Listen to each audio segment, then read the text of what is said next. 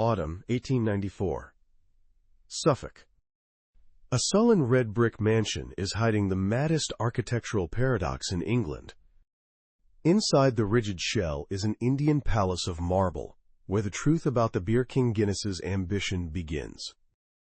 In the midst of the misty moors of the English county of Suffolk, where the horizon merges with the low gray sky, stands an object that, by all laws of logic, should not exist. If you drive past on the narrow country road, you will see only massive gates and an endless wall of trees, hiding the secret. Local residents call this place the sleeping giant. For most of the 20th century, this giant slept a deep sleep, closing its doors to prying eyes, as if guarding a secret too heavy for the understanding of an ordinary person. This is Elveden Hall, a house that time decided to forget, but which itself forgot nothing. The history of this place is not just a chronicle of brick and limestone. It is a story about how human ego tries to outshout eternity. From the outside, a restrained, almost austere red brick mansion in the classical style presents itself to you. It looks solid, English, stiff, and even a bit boring. But this facade is a brilliant deception. As soon as you cross the heavy oak threshold, reality tears apart. You expect to see dark wooden panels, portraits of ancestors, and the smell of old books typical for an English manor. Instead, you find yourself inside a dazzling hallucination. You enter not a house, but an Indian palace. Huge arches covered with intricate carvings rise upward, disappearing into the semi-darkness of the domes. White marble shines with a cold light, reflecting ghosts of the past. This is architectural schizophrenia. Outside, cold England. Inside, hot Punjab. If you enjoy deep investigations into Gilded Age architecture, exploring the hidden costs behind grand facades, please like this video, subscribe to the channel, and share your thoughts in the comments below. Who created this paradox? Who possessed such audacity and resources to build a Taj Mahal in the midst of farmland? And why, possessing all this splendor, did the owners abandon it, leaving the halls empty for decades? To understand this drama, we need to rewind time back to the moment when ambition met tragedy. The answer begins not with triumph, but with exile. With a broken king who tried to rebuild heaven out of plaster and desperation. In 1863, these lands were acquired by a man whose fate was broken by the greatest empire in the world. His name was Duleep Singh. He was the last Maharaja of the Sikh Empire. A boy king whom the British deprived of the throne, separated from his mother, and brought to England, turning him into a living trophy of Queen Victoria. They took everything from him, including the legendary Koh-i-Noor diamond. In return, they gave him a title, a pension, and this piece of land in Suffolk. Duleep Singh began transforming the ordinary house into his personal fantasy. He hired architect John Norton to create interiors reminiscent of the Lahore palaces that he had lost forever. It was not just a construction project. It was therapy. The cry of an exile's soul trying to reclaim a sense of home in a foreign country. The walls became covered with intricate plaster ornaments. The ceilings bloomed with golden patterns. Every archway whispered of Punjab. Every carved detail was a prayer to a kingdom that existed now only in memory. But this was only the beginning. The Maharaja was a dreamer broken by the system. He created the form, but could not breathe long life into it. His story ended tragically. He died in Paris in 1893, in poverty and oblivion, leaving behind a dream house that demanded a new owner, an owner with different resources and a different, firmer grip. And such a man appeared. In 1893, immediately after the Maharaja's death, a figure steps onto the stage capable of eclipsing even royal splendor. Edward Cecil Guinness, the first Earl of Iva, a man whose surname had by then become synonymous with dark Irish beer that had conquered the planet. Edward was not an exiled prince. He was the king of the New World, the world of industry, capital, and strategy. When he first entered the halls of Elveden Hall and saw the Indian fantasies of his predecessor, he did not order them demolished. He smiled. He saw a challenge in it. Where the Maharaja had used painted plaster, Guinness decided to use Carrara marble. Where there was longing for the homeland, Guinness saw a stage for demonstrating his triumph. This was a clash of two worlds, the old, dying aristocracy of the East and the new, aggressive plutocracy of the West. Guinness did not buy just walls.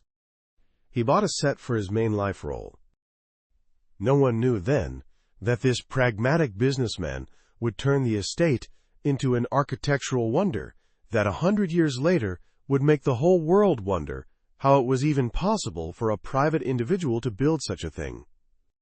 But behind the facade of grandeur, the clockwork of inevitable emptiness was already ticking. Edward Guinness intended to build a house for eternity, unaware that he was building a mausoleum for an era that was about to vanish. The sleeping giant was only beginning to see its first dreams, and those dreams were made of gold and marble. To understand how a marble palace arose in the middle of English backwoods, one must peer into the mind of the man who paid for it. Edward Cecil Guinness was not an ordinary aristocrat who had received an inheritance and rested on his laurels. He was born in 1847 and was the great-grandson of the dynasty's founder, Arthur Guinness. But it was Edward who transformed the successful brewery into a global empire that became synonymous with Ireland. His philosophy was simple and ruthless. If you are not growing, you are dying. While the old English nobility was losing its fortunes, clinging to traditions and inefficient agriculture, Edward looked to the future. He was a man of the new era, the era of steam, steel, and global markets. His first and main weapon was the intellect of a strategist. And in October of 1886, Edward made a move that shook London's financial world and gave him the resources to turn fantasy into marble reality. He took the Guinness Company public on the stock exchange. This was the first initial public offering of a major brewery in history. The excitement was so great that the police had to block the streets around the trading venue to hold back the crowd of investors. In one day, Edward Cecil Guinness became the richest man in Ireland and one of the richest people in the world. £6 million sterling, an unimaginable sum for that time, found themselves in his hands. In today's terms, roughly £1 billion. These were new money, fast, liquid, ready for action. But in Victorian society, there existed a barrier that could not be breached with banknotes alone. This was the invisible glass ceiling between tradespeople and true aristocracy. For dukes and earls, whose titles traced roots to the Middle Ages, Guinness remained a beer baron. His money smelled of hops and yeast, not the centuries-old dust of ancestral castles. The old aristocracy whispered behind his back. They accepted his invitations, yes, they drank his champagne, certainly, but in their private dining rooms he was still the Irishman who made his fortune from workers, pints, a necessary evil of the modern age, but never truly one of them. This contempt was quiet, but it was absolute. Edward understood this perfectly. He was ambitious, but also coldly calculating. He knew that respect could not be bought directly, but conditions could be created in which it would be impossible not to show it. He needed a stage. He needed territory on which he could play by his own rules and win against the aristocrats at their own game. This is why in 1894 his gaze fell on Elveden Hall. Why this estate specifically? Not because of the architecture. The house left by the Maharaja was strange and eclectic. The reason was strategic. Elveden was famous for its hunting grounds. Pheasant and partridge hunting was the main social ritual of the British elite, the golf of the 19th century. This was the place where the fates of the empire were decided, where unspoken alliances were forged, where monarchs rested from protocol. Edward Guinness did not just buy a house. He bought access to the king. His approach to managing the estate was the same as his approach to managing the factory in Dublin. Efficiency, scale, perfectionism. He did not want simply to participate in hunts. He wanted his hunts to be the best in the world. He began buying up adjacent lands, expanding the holdings to 17,000 acres. This is nearly 70 square kilometers of private territory, roughly the size of Manhattan. He hired an army of gamekeepers, introduced scientific methods of game breeding, and turned the sandy soils of Suffolk into an ideal shooting range. Edward Guinness was a paradoxical figure. On one hand, a tough capitalist, counting every penny in the company reports. On the other, a man ready to spend insane sums on creating an illusion. He understood the psychology of power. To be accepted as one of their own, you must surpass them in their own luxury. He saw Elveden not as a cozy nest, but as a tool. Every brick, every tree in the forest, every servant was supposed to work toward one goal: to elevate the status of the Guinness family to unattainable heights. The irony was exquisite. The very aristocrats who sneered at his beer money would soon line up to shoot his pheasants, sleep in his beds, and praise his taste. Because he had built something they could not ignore, something their crumbling estates could no longer match. But this plan had one flaw. The Maharaja's house was too cramped for the ambitions of the Irish billionaire. The interiors created for a homesick Indian prince were unsuitable for receiving the British monarch and his entourage. Edward needed something more. He needed a miracle, and to create this miracle, he required a partner, muse, and ally all in one person. A person who would fill these cold strategic calculations with life and meaning. The history of Elveden was preparing to make its sharpest turn. In the equation of Edward Guinness's absolute success, one critical variable was missing. He had the money, the strategy too. But to turn cold capital into living social influence, another talent was required. This talent was possessed by his wife, Adelaide Maria Guinness, whom in close circles they called by the affectionate nickname Dodo. If Edward was the engine of this empire, Adelaide was its rudder. Their marriage, contracted as early as 1873, was not just a family union, but a merging of ambitions. Adelaide perfectly understood the rules of high society. To hold the attention of kings, it is not enough simply to be rich. You need to be indispensable. You need to create a world that monarchs will want to return to again and again. It was Adelaide who became the catalyst for the grand transformation of Elveden Hall. At the end of the 19th century, the Guinness family's friendship with the Prince of Wales, the future King Edward VII, and his son George was growing ever stronger. But the old Maharaja's house, for all its exoticism, was too cramped for the royal entourage. The king does not travel alone.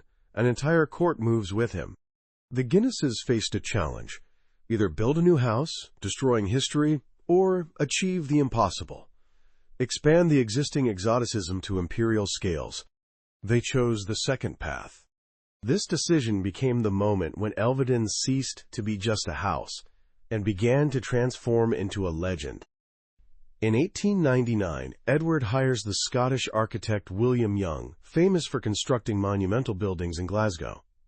The task set before Young was paradoxical: to take the Maharaja's Indian jewel box and place it inside an English cathedral. This was a project of merging two worlds with no analogues in the architecture of that time. The construction lasted 4 years until 1903 and became a true logistical feat. Hundreds of workers labored over erecting the new wing, which was to harmoniously connect with the old building. Here, the genius duality of Guinness's concept was revealed. Outside, the new additions precisely replicated the restrained Italianate style of red brick. For a passerby or casual guest, the house remained the embodiment of British stability. But this was a mask. Inside, architects and decorators created a space designed to stun any entrant. Guinness decided not just to preserve Duleep Singh's Indian style, but but to elevate it to the absolute. Where the Maharaja had used imitation, Guinness demanded authenticity. This was the physical embodiment of British imperialism, a modest English shell concealing within itself the riches and aesthetics of the colonized East. This architectural marriage of West and East perfectly reflected the Guinnesses' new position in society. They were a bridge between the old world of aristocracy, valuing traditions, the house's exterior, and the new world of global capital, capable of buying any luxury, the interiors. The house became a tool of diplomacy, specifically for royal visits. A separate wing was designed with luxurious bedrooms, where every detail screamed comfort. By 1903, the transformation was complete. Elveden Hall became perhaps the most perfect party house in British history. But these were not just entertainments. This was a stage on which the Guinnesses received kings not as subjects, but as masters of the situation. Adelaide conducted the receptions where menus were composed in French and wines were older than many guests. Edward organized hunts that all of Europe talked about. Old money met new. Princes met brewers. India met England under one roof. King George V loved this place so much that he came here every year.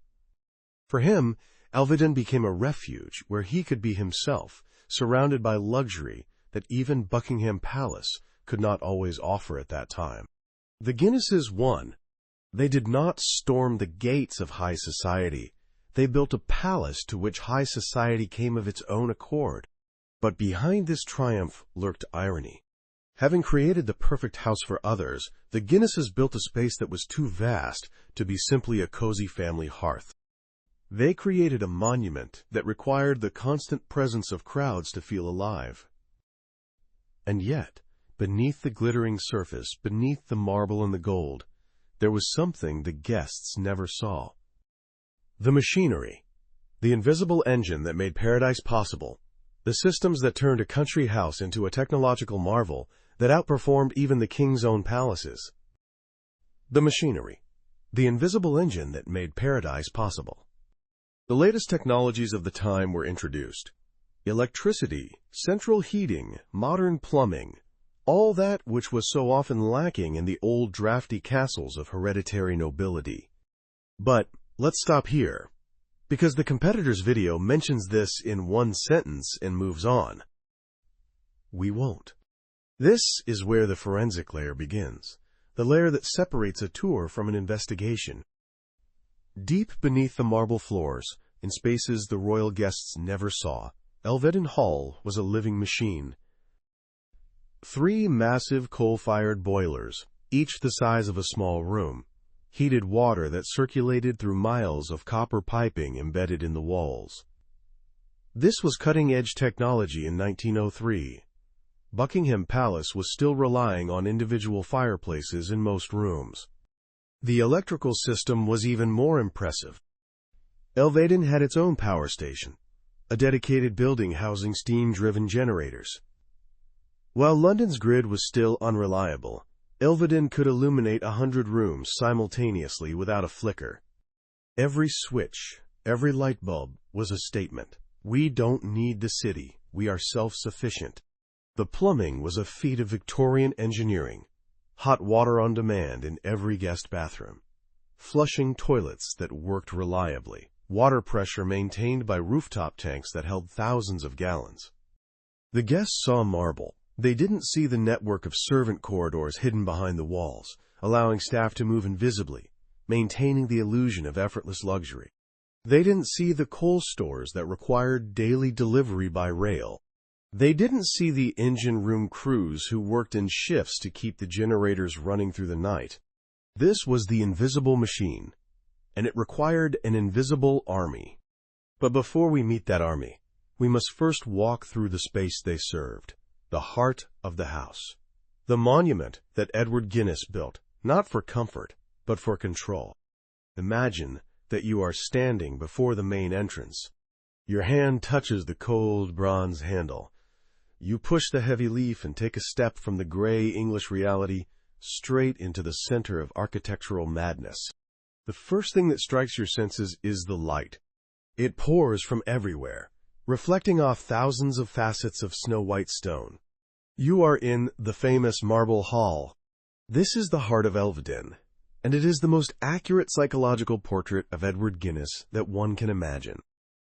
If outside the house pretends to be a modest gentleman, here it screams about its true nature, boundless power, and the desire to conquer the world. The scale of this room overwhelms. Above your head soars a dome to a height of 80 feet.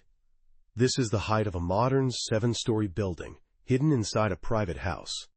But the most astonishing thing here is not the height, but the material. Walls, columns, arches, balustrades, all this is made of the purest Carrara marble, brought from Italy. Think about the logistics of the early 20th century. Guinness did not just order finishes. He organized the transportation of hundreds of tons of stone across all of Europe to assemble them here in the backwoods of Suffolk. This was a message. For a man with his resources, nothing is impossible.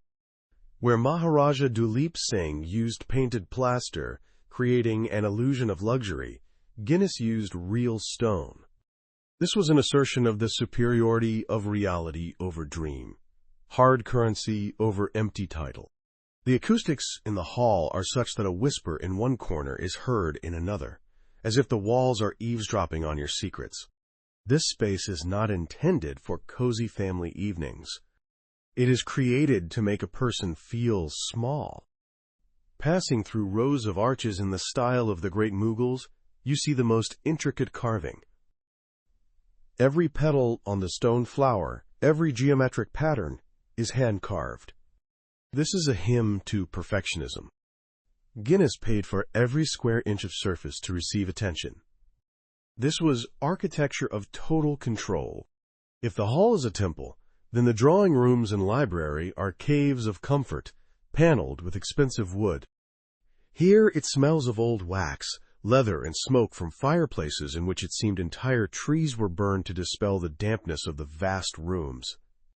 Along the walls stretch endless corridors hung with tapestries and paintings by old masters, another way to buy a history that the family did not have by right of blood.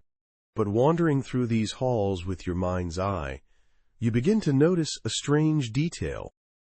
There is too much grandeur here, and too little life. Mirrors in gilded frames reflected endless rooms, but the human figure got lost in them. The fireplaces were enormous, but could they warm the soul? Edward Guinness built this house as proof of his triumph, but in the pursuit of scale he created a golden cage. Every interior detail, from the copper doors with Indian ornamentation to the heavy velvet drapes, symbolized the weight of his ambitions. This house oppressed. It demanded conformity. Living here meant always being on display, always keeping your back straight, always playing a role. But there's something the guests never saw in all this grandeur, something we haven't counted yet. The 700 hands that carved every petal, the 100 servants who made Paradise run on schedule. It's time for the forensic audit the competitor never did. 700 craftsmen carved every petal on those stone flowers. Let's count the cost. These weren't local workers. Guinness imported master stone carvers from Italy, specialists in Carrara marble who understood how to work the stone without fracturing it. He brought metalworkers from India who could replicate the intricate Mughal patterns in copper and bronze. Each craftsman worked an average of 10 to 12 hours per day for 4 years. That's roughly 4,000 hours per person. 2.8 million man-hours of hand carving to create what you see. The logistics were staggering. Scaffolding had to be erected inside the hall, reaching 80 feet to the dome. Stone had to be lifted, positioned, carved in place, then polished while suspended in the air. One mistake, one crack, and an entire block of marble worth hundreds of pounds became rubble. The pressure was immense. The timeline was fixed. King George V was coming. And then there were the servants. The house employed over 100 staff during major receptions, but even in the quiet months, a permanent team of 60 lived on the estate.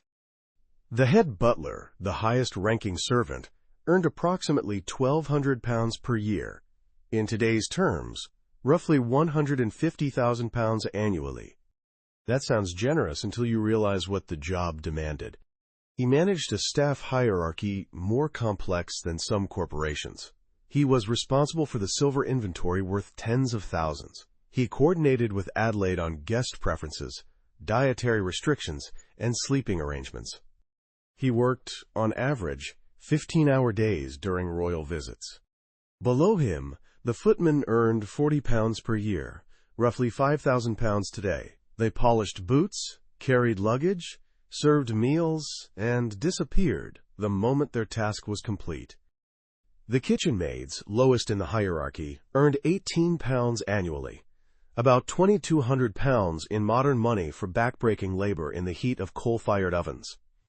They lived in the attic rooms, unheated, sharing beds in shifts. The system of hidden corridors allowed servants to move through the house without ever being seen by guests. Narrow staircases behind the walls. Service doors disguised as paneling. The rule was absolute. If a guest saw you, you had failed.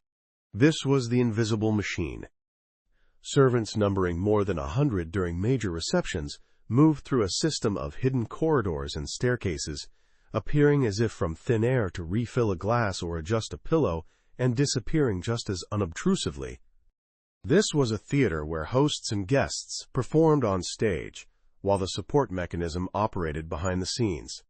700 hands carved the marble, 100 hands kept it running, and Edward Guinness controlled every single one. But soon, when the music fades, when the last king leaves, and the champagne stops flowing, this architectural psychology will play a cruel joke on the inhabitants.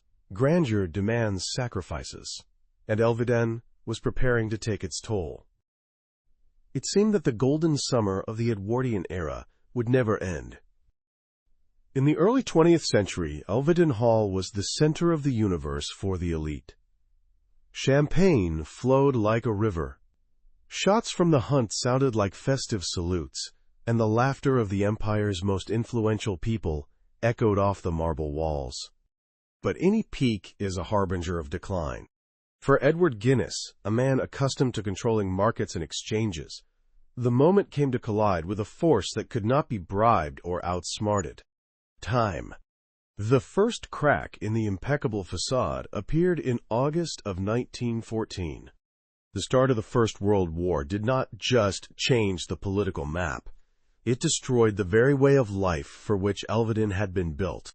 Young gamekeepers and servants who kept this complex mechanism in motion traded their liveries for military uniforms and went off to France.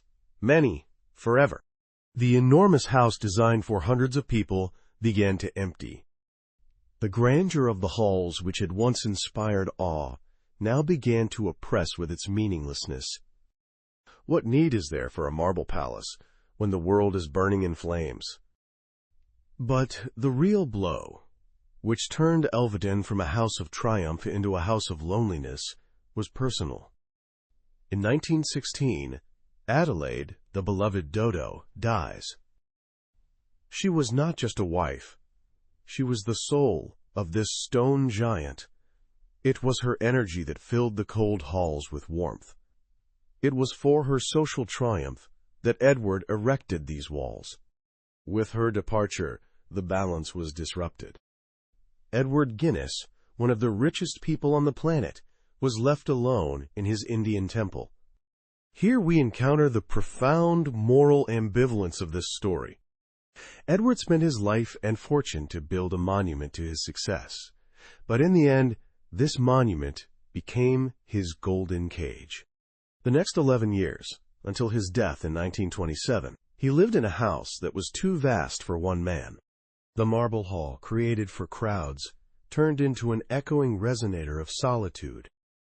Servants whispered that the old earl wandered the endless rooms, and the sound of his footsteps drowned in the emptiness of the dome. Was he happy with his millions in those moments? Or did he realize the cruel irony? He bought history, but could not buy time. After Edward's death in 1927, the estate passed to his son, Rupert Guinness, the second Earl of Iva. And here enters the second key character of this phase, Rupert's wife, Lady Gwendolen. This couple differed radically from their parents. If Edward and Adelaide aspired to external splendor and recognition from the aristocracy, then Rupert and Gwendolen were people of action and duty. Gwendolen would become a member of Parliament, and Rupert would devote himself to science and agriculture. For the new generation, Elveden Hall became a most complex moral dilemma. On one hand, it was a great heritage, a symbol of the family's power. On the other, this was a white elephant, a monstrously expensive anachronism to maintain. The world had changed. The aristocracy was losing power, taxes were rising, and maintaining a staff of servants necessary for servicing marble floors and polishing silver was becoming ethically and financially questionable. Rupert and Gwendolen looked at this palace not as a dream, but as a responsibility. In their actions, we see the beginning of transformation. They did not abandon the house, but changed its essence. The hunts continued, but now they became more pragmatic, turning into a business and a scientific experiment in managing the grounds. The glamour of balls gave way to business meetings and political discussions. But the house resisted. Its architecture was too specific, too tailored to the ego of one creator. Elveden was built for a party lasting a lifetime, and it did not know how to be simply a cozy family home. This internal conflict between form and content grew with each year. The Guinness family tried to adapt the Eastern fantasy to the realities of the 20th century, but it was like trying to wear a coronation mantle while working in the garden. The house's grandeur became its curse. It demanded a lavish lifestyle that no longer existed. And while Rupert and Gwendolen tried to find new meaning for this giant, clouds of a new, even more terrible war were already gathering on the horizon, which would put an end to Elveden's history as a residential home. The sleeping giant was preparing to close its eyes, perhaps forever. Therein lay the tragedy. The house was too beautiful to demolish, and too impractical to live in. It was stuck between worlds, just like its creators. And then, in 1939, history intervened once more. But this time, instead of destroying the house, the war would preserve it in a way no one expected, by freezing it in time. The crisis that finally decided the fate of Elveden Hall did not come from within the family, but from the sky. 1939. The start of the Second World War became the moment when the era of luxury was officially cancelled. Vast estates across Britain were requisitioned for military needs, and Elveden was no exception. But fate had in store for this house a special role, which added yet another layer of surrealism to its already incredible history. The sleeping giant awoke, but not to the clink of crystal glasses, but to the roar of aircraft engines. Elveden became the headquarters of the U.S. Army Air Force's 3rd Air Division. Imagine this picture. Under the vault of the Marble Hall, inspired by the Taj Mahal, where kings in tuxedos once strolled, now American officers in field uniforms walked. Where pheasant hunts were discussed, now carpet bombings of Germany were planned. Indian arches and domes became witnesses to strategies that changed the course of world history. Rough army boots clattered on Italian marble, and the smell of cheap tobacco and machine oil mixed with the aroma of centuries-old dust. This was a collision of two realities, the fragile beauty of the past and the brutal functionality of war. When the war ended in 1945, the soldiers left, leaving behind silence. But this was already a different silence. The world had changed irrevocably. Britain was devastated. Inheritance taxes soared to the heavens, and the class of servants ready to work for pennies and live in attics disappeared as a phenomenon. Rupert Guinness, the second Earl of Iva, faced a choice that destroyed hundreds of other aristocratic houses in those years. Try to revive a dead way of life and go bankrupt, or demolish the house to avoid taxes. Rupert chose a third path, a path of radical pragmatism which both saved Elveden and simultaneously turned it into a ghost. The family made a decision. They would not live in the main house. It was too expensive, too cold, and too meaningless in the new egalitarian world. They moved to more modest buildings on the estate grounds. And the palace itself, they simply locked it up. This was the moment of great transformation. The enormous house was not demolished, not sold for a hotel or school. It was mothballed. Furniture was covered with white sheets, shutters closed, water shut off. Elveden turned into the largest and most expensive time capsule in England. In this decision was revealed the new philosophy of the Guinness family's wealth. If Edward built for display, Rupert acted for preservation. He understood that true ownership is not use, but stewardship. From the late 40s until the 80s, the house stood virtually untouched. While other historic mansions were demolished by bulldozers, in the 1950s in England, one country house disappeared every 5 days. Elveden survived precisely because it was forgotten. The family had enough money not to sell it and enough wisdom not to try to modernize it. Inside, time had stopped. The library with thousands of volumes, wardrobes with Edwardian-era clothing, kitchens with copper utensils, everything remained in its place, awaiting owners who would never return. Rupert Guinness directed his energy to the land. He transformed the estate into a cutting-edge agricultural enterprise, Elveden Farms. This became the new legacy. Instead of spending capital on heating a marble mausoleum, he made the land work. This was a transcendence of purpose, from selfish consumption of resources to their production. The house, meanwhile, turned into a sacred relic, a huge treasure chest standing amid fields of potatoes and carrots. By the time of Rupert's death in 1967, Elveden had already acquired mythical status among local residents. No one knew what was happening behind the gates. Legends grew like weeds. They said that inside, the table settings from the last dinner still stood on the tables. Reality was more prosaic, but no less dramatic. The house was simply sleeping. It became a monument to ambitions that had outgrown their creators. The third Earl of Iva continued this policy of non-interference. But every story must have a resolution. Things locked in darkness begin to demand light.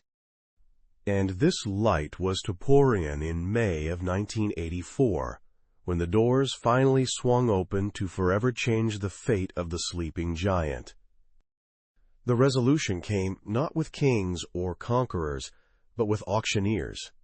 Christie's was about to empty the time capsule and show the world what 50 years of frozen history looked like. The resolution of this story came in May of 1984. These were the days when the sleeping giant finally opened its doors, but not to receive kings and not to give its treasures to the world. Christie's auction house announced the sale of the contents of Elveden Hall. This event became a national sensation. Thousands of people rushed to Suffolk, creating traffic jams on country roads. They came not just to buy antiques. They came to peer through the keyhole of history, which had been locked for nearly half a century. What they saw was overwhelming. Inside, time had truly stopped. Visitors walked through rooms where newspapers from the 1930s still lay on the tables, and in wardrobes hung tailcoats eaten by moths but retaining the shape of their owners. It was like opening a pharaoh's tomb, only instead of the sands of Egypt, green English lawns surrounded it. More than 2,000 lots went under the hammer. Furniture, paintings, carpets, dishes. The sale lasted several days and brought in more than £6 million sterling. In today's terms, roughly £20 million. With each strike of the auctioneer's hammer, a piece of Edward Guinness's soul left this place. The house emptied, freeing itself from the weight of the past to remain alone with its architecture. But here, the story makes its final, most surprising turn. The emptied Elveden did not die. It found a new life, which perhaps suits it even better than the role of a residential house. It became the greatest set in the world. Today, Elveden Hall is a star of the silver screen. Stanley Kubrick chose precisely these surreal interiors for his last masterpiece, Eyes Wide Shut, to depict a world of secret societies and extravagant luxury. Lara Croft ran through its halls in Tomb Raider. The series The Crown used it for filming scenes in Ghana, because there is no other place in England that could so convincingly play the role of a colonial palace. Therein lies a deep irony and ultimate justice. Edward Guinness built this house as a theatrical stage for demonstrating his grandeur. A century later, the house literally became a stage. It was too unreal for life, too grandiose for coziness. Therefore, it found its refuge in the world of illusions, in cinema. Reality rejected it, but art embraced it. Today, the estate is owned by the fourth Earl of Iveagh, Arthur Edward Guinness. He, like his ancestors, proved that the family knows how to adapt. Elveden Farms is a thriving agribusiness, the largest producer of root vegetables in the country. The land works, generating profit, and the house stands in the midst of these fields, majestic and empty. It is maintained in perfect condition. Its roof does not leak. Its marble shines. But no one lives in it. This is a monument to the very nature of human ambition. The story of Elveden Hall is a mirror of the Great Gatsby, only embodied in stone and stretched over a century. Like J. Gatsby, Edward Guinness believed that he could rewrite his past and buy the future by building a castle full of light and music. He believed that if he created a grand enough stage, the world would recognize him as king. And he succeeded. But the price of this success turned out to be unexpected. He created a house that outlived not only himself, but also the era for which it was created. What does this story teach us today? That our ambitions often create structures that we are powerless to control. We build our palaces, be they careers, corporations, or houses, hoping to find eternity in them. But eternity is indifferent to our plans.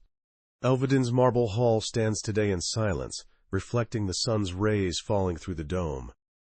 It no longer hears the laughter of kings or the whispers of conspirators. It hears only the command action and the footsteps of tourists rarely admitted inside. Edward Cecil Guinness wanted to be remembered, and his wish came true. Amid the fields of Suffolk stands his white marble dream, which will never wake, but which is impossible to forget. And as long as this house stands, the story of the boy Maharaja, who lost his throne, and the beer king who found a palace, will continue to resonate, echoing off its endless empty walls. The forensic layers we explored, the invisible machinery, the labor costs, the inflation reality, reveal the truth that beauty alone cannot hide. Ambition can buy monuments, but monuments cannot buy meaning. Edward Guinness got his immortality. 700 craftsmen carved it, 100 servants maintained it, and now it stands cold and perfect, waiting for cameras instead of kings. Architecture as pathology. Ambition as diagnosis. That's the story of Elveden Hall. If you enjoyed this deep investigation into Gilded Age architecture and the hidden psychology behind grand facades, please like this video, subscribe to the channel for more forensic examinations of history's greatest houses, and share your thoughts in the comments below. What other forgotten palaces should we investigate next? Until then, remember, the houses we build often reveal more about us than we intended.